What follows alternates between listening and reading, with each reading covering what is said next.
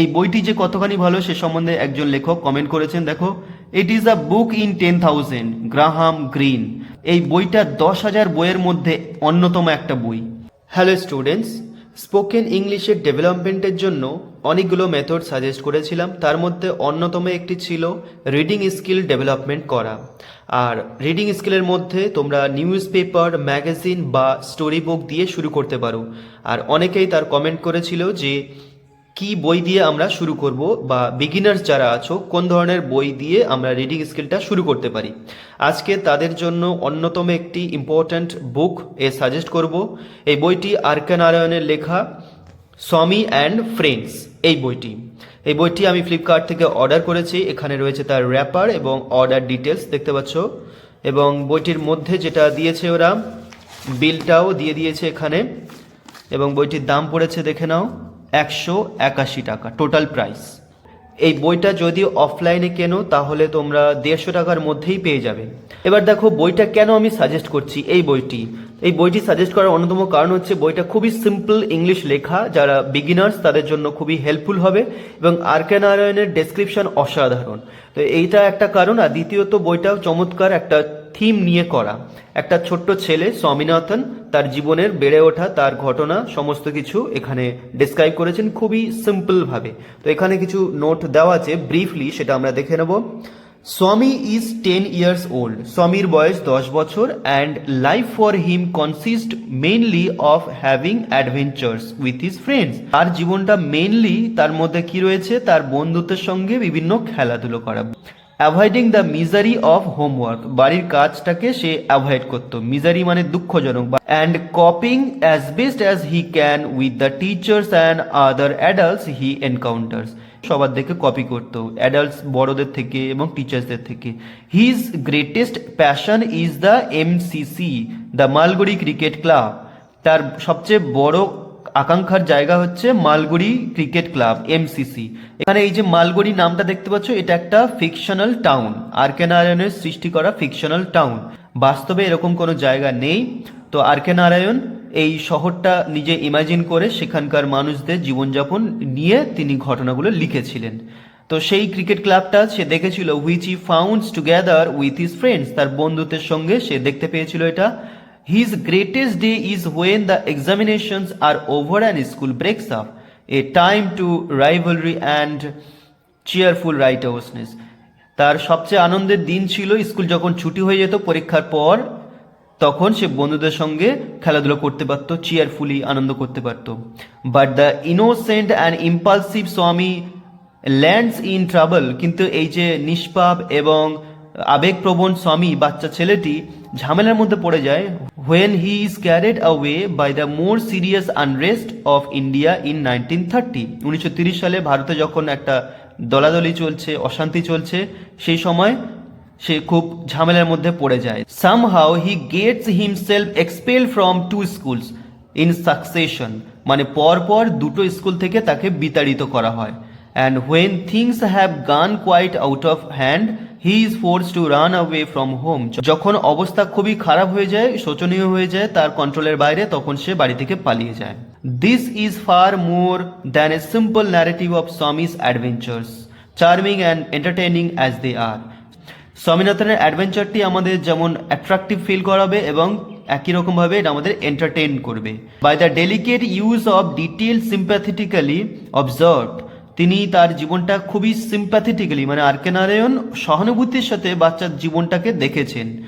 The author establishes for us the child's world, আমাদের জন্য একটা বাচ্চা ছেলের জগৎটাকে তুলে ধরছেন as the child himself sees it, একটা বাচ্চা যেভাবে তার জীবনটাকে দেখে সেটা আমাদের সামনে তুলে ধরছে। And beyond the adult community he will one day belong to in Swami's case, সে একদিন স্বামীনাথনের কেসটার মধ্যে ইনভলভ হয়ে যাবে বড় হয়ে গিয়ে।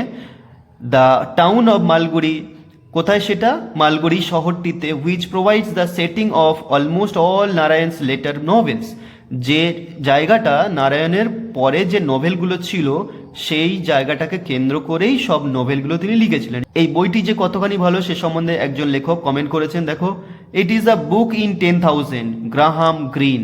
এই বইটা 10,000 বইয়ের মধ্যে অন্যতম একটা বই।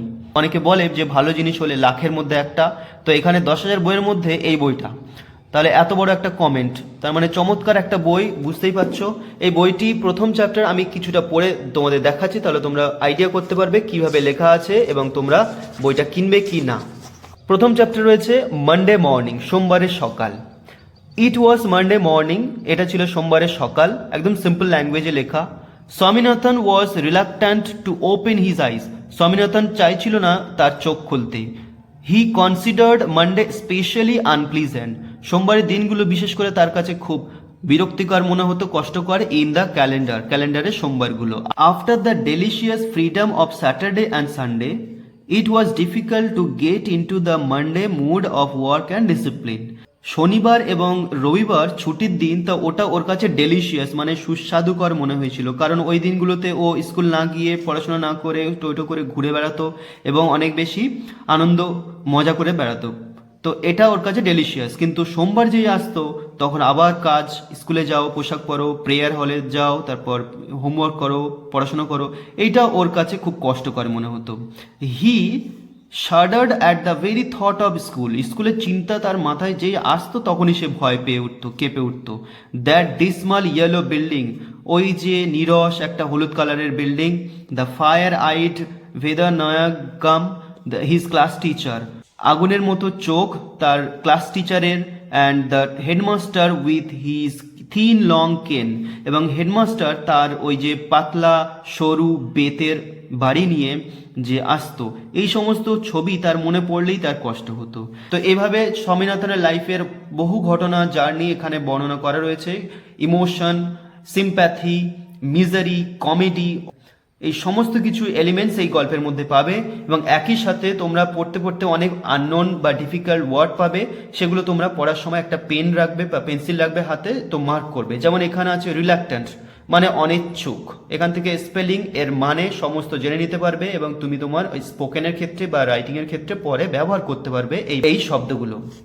তারপর আরও আছে আনপ্লিজেন্ট মানে বিরক্তিকর বা কষ্টকর, ডেলিশিয়াস মানে সুস্বাদুকর, শাডার্ড মানে কেঁপে উঠেছিল, কেন মানে বেত। তো এভাবে যত শব্দ পাবে তোমরা সেগুলো মার্ক করবে এবং ছোট করে পেন্সিল দিয়ে সেখানে শব্দের অর্থগুলো লিখে রাখবে।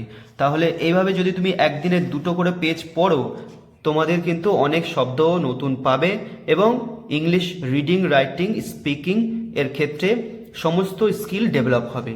So don't wait, start reading books at least 30 minutes or 40 minutes per day, and if you start reading books like this, you will be definitely benefited, you will be entertained, and you will be able to speak better.